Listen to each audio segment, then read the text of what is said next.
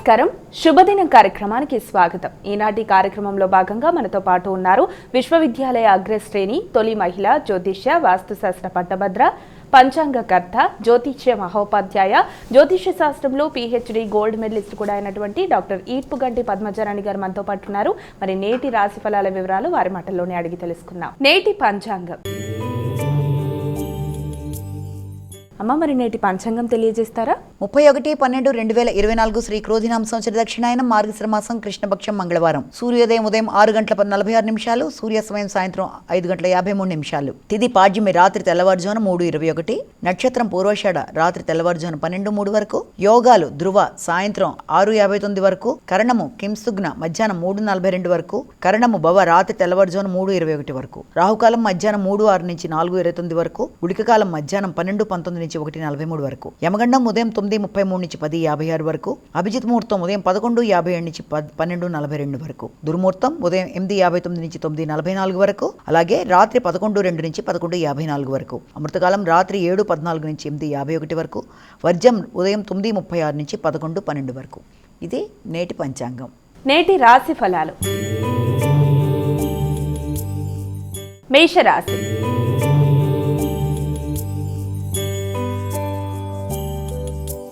అమ్మ, ముందుగా మొదటి రాశి అయినటువంటి మేషరాశి వారికి ఈరోజు ఎలా ఉంది? మేషరాశి వారికి ఈ రోజున ప్రయాణాలు అనుకూలంగా ఉంటాయి. దూర ప్రదేశాల్లో ఉండే మిత్రులతో చక్కగా సంభాషిస్తారు. మిత్రుల సహకారంతో నూతన వృత్తుల కొరకు ప్రయత్నాలు చేస్తారు. విద్యాపరమైన విషయాలలో కొంత అసంతృప్తి ఉన్నప్పటికీ కూడా ఉన్నత విద్యకు సంబంధించిన విషయాలలో మంచి గురువు లభ్యమవ్వడం, దానివల్ల ఆశించిన ఫలితాలు పొందడానికి మీరు చేసే ప్రయత్నాలు చాలా వరకు అనుకూలంగా ఉంటాయి. వృషభ రాశి.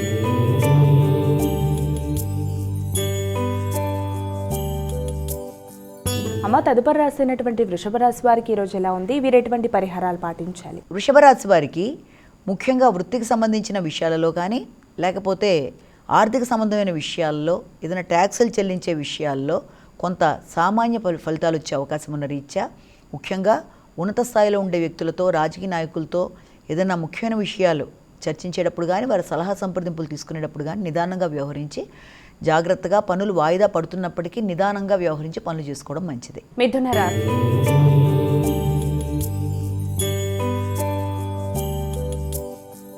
అమ్మ, తదుపరి రాశి అయినటువంటి మిథున రాశి వారికి ఈరోజు ఎలా ఉంది? మిథున రాశి వాళ్ళకి ఈ రోజున మిత్రుల సహకారంతో పేరు ప్రతిష్టలు లభ్యమవ్వడం, వారి సహకారంతో నూతన పరిచయాలు, అంటే పేరు పొందిన వ్యక్తులు పరిచయం అవ్వడం కానీ, సంఘంలో గుర్తింపు గౌరవం ఉండే వ్యక్తులు, ఉన్నత అధికారులు, ఉన్నత స్థాయి వ్యక్తులతో ఈ రోజున నూతన పరిచయాలు, ఆ పరిచయాల వల్ల మీకు వృత్తిపరమైన అభివృద్ధికి అవకాశాలు లాంటివి కనబడుతున్నాయి. కర్కాటక రాశి.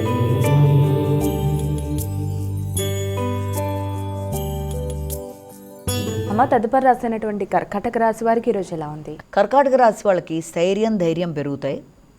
కుటుంబపరమైన విషయాలలో ఏదైనా రుణాలున్నా చెల్లిస్తారు. అలాగే ముఖ్యంగా భాగస్వామికి సంబంధించిన బంధువర్గంతో ఈ రోజున చర్చలు జరగడం, ఏదన్నా మీ అభివృద్ధి కొరకు భాగస్వామితో కలిపి కొన్ని నిర్ణయాలు తీసుకోవడం మొదలైన వాటికి ఆస్కారం ఉంది. ఆరోగ్యపరంగా కొంత శ్రద్ధ తీసుకుంటూ ముందుకు వెళ్ళాలి. సింహరాశి.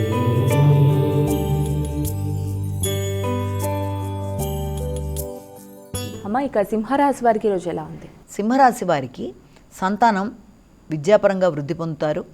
అలాగే పలుకుబడి పెరుగుతుంది. సంఘంలో గౌరవం, కీర్తి ప్రతిష్టలు ఉండే వ్యక్తులతో కలిపి ఈ రోజున సంతానానికి సంబంధించిన అభివృద్ధి కొరకు మీరు చర్చలు జరుపుతారు. వారి యొక్క విజయంలో మీరు భాగస్వాములు అవుతారు. సంతానానికి గౌరవం, కీర్తి ప్రతిష్టలు పెరుగుతాయి. కన్యా రాశి.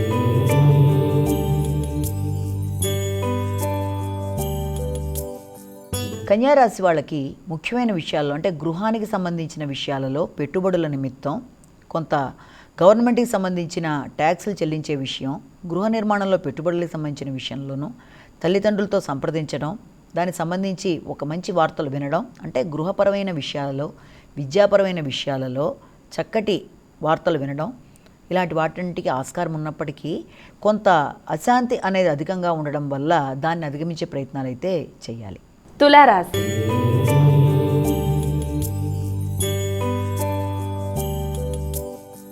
ఇక తులారాశి వారికి రోజు ఎలా ఉంది? తులారాశి వాళ్ళకి ఈ రోజున సోదరులు, అంటే తోబుట్టువుల సహకారంతో కానీ, మిత్రుల సహకారంతో కానీ, సంఘంలో పలుకుబడి గుర్తింపు కలిగిన ఉన్నత అధికారులు, లేకపోతే ఏదైనా రాజకీయ నాయకులు, లేకపోతే అధికార వర్గంలో ఉండే వ్యక్తులు వీళ్ళందరితో కూడా ఎవరో ఒకళ్ళు ఈ రోజున మీకు సహకరించడం, వారి సహకారంతో మీరు మీ కృషిని పెంచుకుంటూ గుర్తింపు గౌరవం పొందుతూ ముందుకు వెళ్ళడం, అలాగే కమ్యూనికేషన్ వారితో ఈ రోజున చేయడం అది చాలా వరకు అనుకూలంగా ఉండడం మొదలైన వాటికి ఆస్కారం.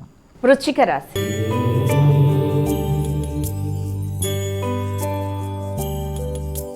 అమ్మాయిక వృశ్చిక రాశి వారికి ఈరోజు ఎలా ఉంది? వృశ్చిక రాశి వాళ్ళ విషయం వచ్చేటప్పటికి వృత్తికి సంబంధించిన విషయాలలో మీకు శ్రమ బాధ్యతలు అధికంగా ఉండడం, వృత్తిపరమైన ఆదాయం విషయంలో అది కొంత మిశ్రమ ఫలితాలు ఇవ్వడం మొదలైన వాటికి ఆస్కారం ఉన్నప్పటికీ, ముఖ్యంగా ఉన్నత స్థాయి వ్యక్తులతో మీపై అధికారులతో మీరు మాట్లాడేటప్పుడు వారి దగ్గర నుంచి సలహా సహాయాలు తీసుకోవడానికి చేసే ప్రయత్నాలలో వాగ్వాదాలకి లోను కాకుండా వీళ్ళంత నిదానం పాటించి వాళ్ళ సలహా ప్రకారం ముందుకెళ్ళడం అనేది చాలా అవసరం.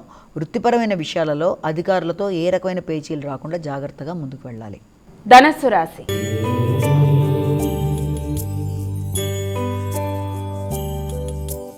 అమ్మాయిక ధనస్సు రాశి వారికి ఈరోజు ఎలా ఉంది? ధనస్సు రాశి వాళ్ళకి ఈ రోజున తండ్రితో చాలా అనుకూలత అనేది ఏర్పడుతుంది. అలాగే వారసత్వపు ఆస్తుల విషయంలో కొంత చర్చలు నడవడం అనేది, విద్యార్థులకు ఉన్నత విద్యకు సంబంధించిన విషయాలలో ఒక మంచి ఆలోచన రావడం, దానికి సంబంధించిన ఖర్చులు అనేవి ఏర్పాటు చేసుకోవడం, అంటే ఏదన్నా ఫారిన్ కంట్రీస్కి వెళ్ళడానికి కానీ అక్కడ విద్యా నిమిత్తం ఏర్పాటు చేసుకున్న విషయాల్లో కానీ ఈ రోజున దానికి సంబంధించిన ధనం ఖర్చు అవ్వడం కానీ, లేకపోతే ఆ విషయంలో పెద్దల ఆశీస్సులు తీసుకుంటూ వారితో చర్చించి నిర్ణయాలు తీసుకోవడం. మకర రాశి.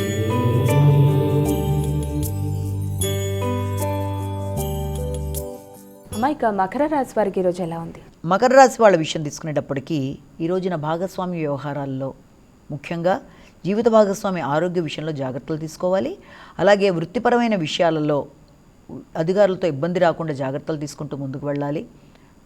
ఖర్చులు అనేవి అధికంగా ఉంటాయి. ప్రయాణానికి సంబంధించిన ఖర్చులు, గవర్నమెంట్కి సంబంధించి ఏదైనా ట్యాక్సుల విషయంలోనూ ఈ రోజున కొంత ఖర్చులు అనేవి అధికంగా ఉండడం, అలాగే ఆరోగ్యపరమైన విషయాల్లో జాగ్రత్త తీసుకోవాలి. విమర్శలకు దూరంగా ఉండాలి. కుంభరాశి.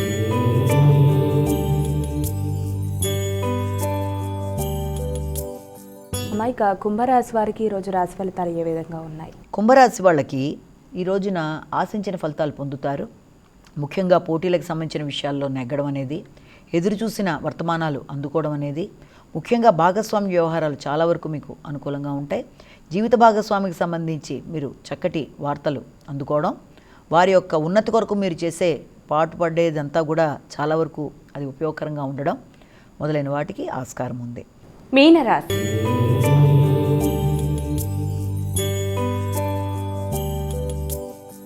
అమ్మాయిక చివరి రాశి అయినటువంటి మీనరాశి వారికి ఈరోజు ఎలా ఉంది?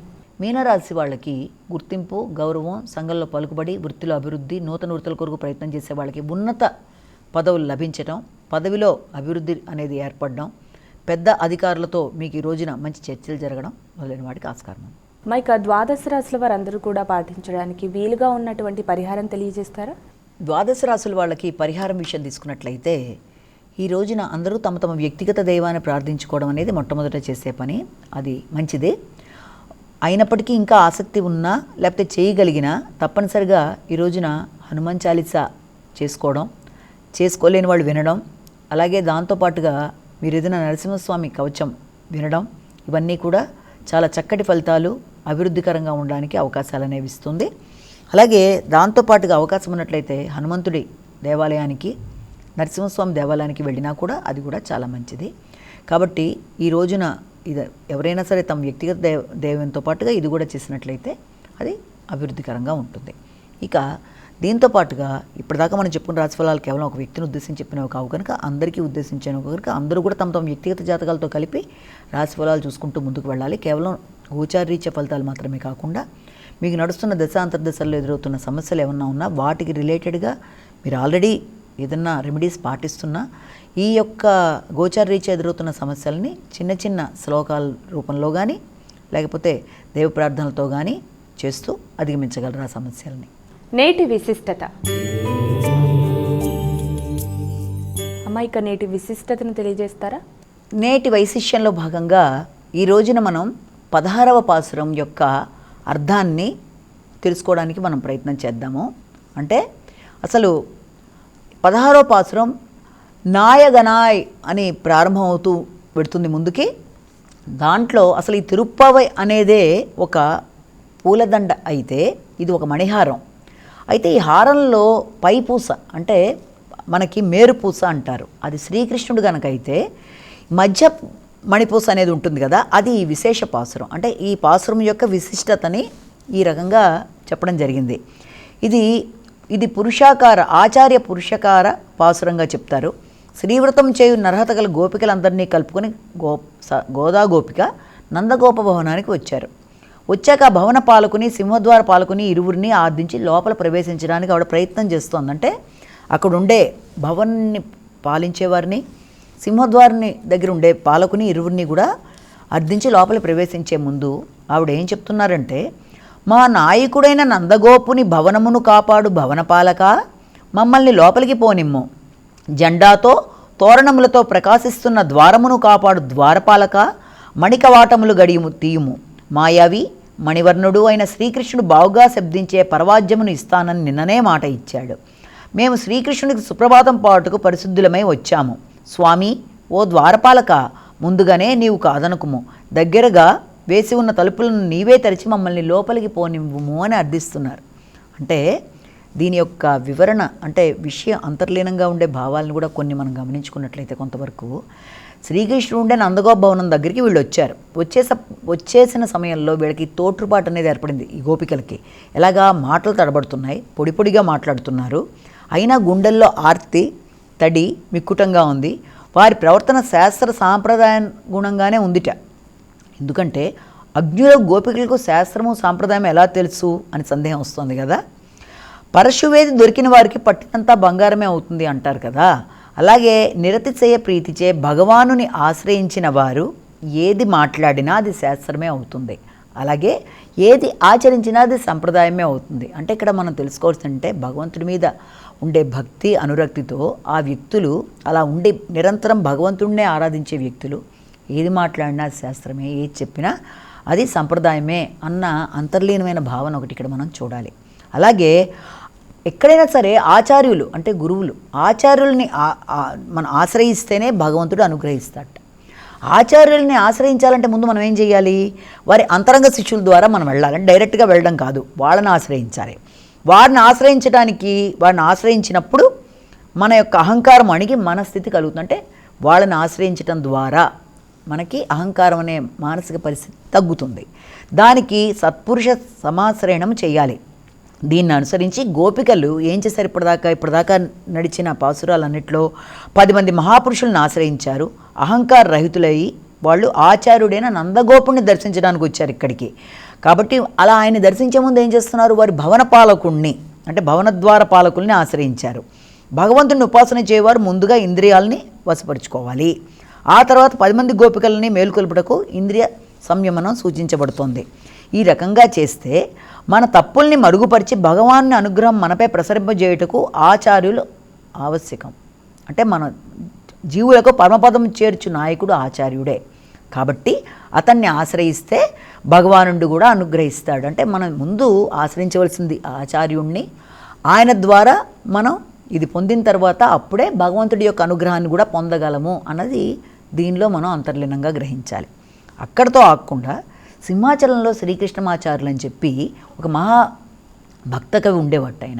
ఆయన ఏం చేశాడంటే ఆయన పాడుతుంటే అక్కడ ఉండే సింహాద్రినాథుడు నృత్యం చేసేవాట, ఆయన డ్యాన్స్ చేసేవాడు. సింహాద్రిలో ఉండే ఆయన శ్రీ రామానుజాచార్యుల వారు ఒకరోజు తమ దేశ పర్యటనలలో సింహాచలం వెడితే ఆలయ ప్రాంగణంలో ఒక మూల వారు కూర్చున్నారట. ఎవరు? రామానుజుల వారు వాడి శిష్యులతో కూర్చుని ఉండగా ఈ కృష్ణమాచార్యుల వారు వాడిని చూడనట్టుగా వెళ్ళిపోతుంటే ఆయన ఏం చేశారంటే వెంటనే వెళ్ళిపోతున్నారు. మనకు భగవానుడే వస్తుడమై ఉండగా ఈ సన్యాసితో మనకేంటి పని అని ఆయన అనుకున్నట్టుగా ఈయనకు అనిపించి వారి అహంకార స్థితికి రామానుజుల వారికి జాలి అనిపించి ఒకనాడు వారికి దాసోహం సమర్పించి, స్వామి ఈ రాత్రి తమ గాన సమయంలో సింహాద్రినాథుడిని సాక్షాత్కరించ వస్తారు కదా, రామానుజులకు మోక్షం ఉందా అని చెప్పి కొంచెం మా తరపున అడుగుతారా అని చెప్పి అడిగారట. ఆయన దాసుడికి తెలియచే ప్రార్థన అని అడిగినప్పుడు శ్రీకృష్ణమాచార్యులు అలాగేలే అని ఒక నవ్వు నవ్వి రాత్రి సింహాద్రినాథునికి రామానుజుల ప్రార్థన విన్నవించారట.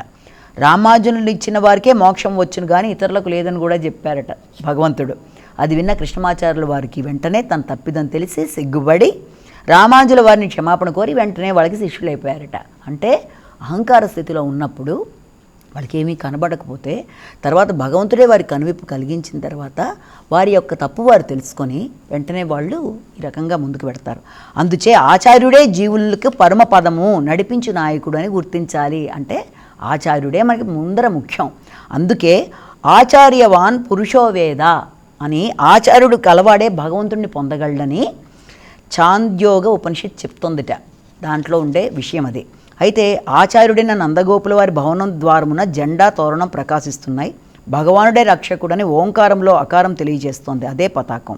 కాబట్టి దానికి విధేయుడై ఉన్నవానికి శబ్దం చేత తెలుసుకోదగిన పరమాత్మ దర్శనమిస్తాడు. అందుకే ధ్వజంని ఇక్కడ కీర్తించారు.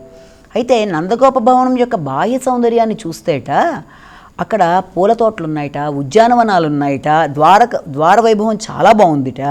అవి చూసి ఆకర్షించబడినప్పుడు ముందుకు వెళ్ళాలని అనిపించదు, అక్కడే నిలిచిపోతారట. ఒకసారి ఆ ద్వారాన్ని దాటి లోపలికి వెడితే పరమాత్మ సౌందర్యాన్ని చూసిన తర్వాత అక్కడే ఉండిపోవాలనిపిస్తుంది, కానీ బయటికి రావాలనిపించదు. అంటే ఇక్కడ బాహ్య విషయం ఉంది, అంటే బయట నుంచి చూసిన విషయం ఉంది, భగవంతుడి విషయం ఉంది లోపలికి వెళ్ళి చూసేవి. కాబట్టి మన మనసుకి వెలుపలే ఉండిపోతాయి ఈ బాహ్య విషయాలైనా భగవద్ విషయాలైనా. మనస్సు బహిర్ముఖమై బాహ్య సౌందర్యాన్ని అనుభవించినా అప్పుడు లోపలికి వెళ్ళవలను అనే బుద్ధి పుట్టదు. లేకపోతే లోపలికి వెళ్ళి భగవంతుడి విషయాన్ని కనుక మనం అనుభవిస్తే దాన్ని వదిలి బయటికి రాబుద్ది కాదు. అంటే బాహ్య విషయం ఉంది, భగవద్ విషయం ఉంది, ఇది మన మనసులో లోపల బయట ఉంటే మనం దేనికైతే ముందు ప్రాధాన్యత ఇస్తామో బాహ్య విషయాలకే మనం ఇంపార్టెన్స్ ఇస్తే భగవద్గీత విషయాల మీదకి మనసు వెళ్తాం. అలా కాకుండా భగవద్ విషయాల లోపలికే మనం పెడితే బాహ్య విషయాలు మనకు కనబడవు అన్నది ఇందులో అంతరార్థం. నందగోప భవనం అంటే అదొక మంత్రము. దాని లోపల భగవానుడు ఉన్నాడు, వెలుపల గోపికలు ఉన్నారు. లోపల ఉన్న భగవంతుడిని దర్శించాలంటే మణి కవాటాలు తెరవాలి. ఆ తలుపులే మన లోపల ఉండే అహంకార మమకారాలు. అవి బయటకు తోస్తే తలుపులు కావు, లోపల నుంచి నెట్టవలసిన తలుపులు. అహంకార మమకారాలు లోపలికే ఇమిడిపోవాలి. కాబట్టి ఆ తలుపుల్ని మేము తెరవలేం, మీరే తెరవండి అని చెప్పి మరీ చెప్పిన ఆ గోపికలకు ఆ తలుపులు తోసుకుని లోపలికి వెళ్ళడానికి ద్వారపాలకుడు అనుమతి ఇచ్చి ఆయన్ని తెరవమని వీళ్ళు బతిమిలాడినందుకు అహంకార మమకారాలను మనం తొలగించుకోలేం. సాధకులకి మాత్రమే సాధ్యం కనుక మనము తొలగించుకునే ప్రయత్నం చేస్తే విపరీత మార్గంలోకి వెళ్ళిపోతాం. కాబట్టి నీవే నీ చేత్తోనే తలుపులు వెనక్కి తోసి మమ్మల్ని లోపలికి వెళ్ళట్టుగా చేయమని వాళ్ళు అడిగితే నిశ్శబ్దంగా అతను ఆ పని చేశాడు ఆ ద్వారపాలకుడు. గోపికలందరూ ఒక్కసారిగా లోపలికి వెళ్ళిపోయారు. లోపల నందగోపుణ్ణి, యశోదను, కృష్ణుణ్ణి, బలరాముణ్ణి చూడడానికి వాళ్ళు లోపలికి ప్రవేశించారు. దాని గురించి మనం రేపటి పాసురంలో తెలుసుకుందాం. నమస్కారం. మరి వీక్షించారుగా, ఇది ఇవాల్టి శుభదినం కార్యక్రమం. రేపటి కార్యక్రమంలో మళ్ళీ కలుద్దాం. అంతవరకు సెలవు. నమస్కారం.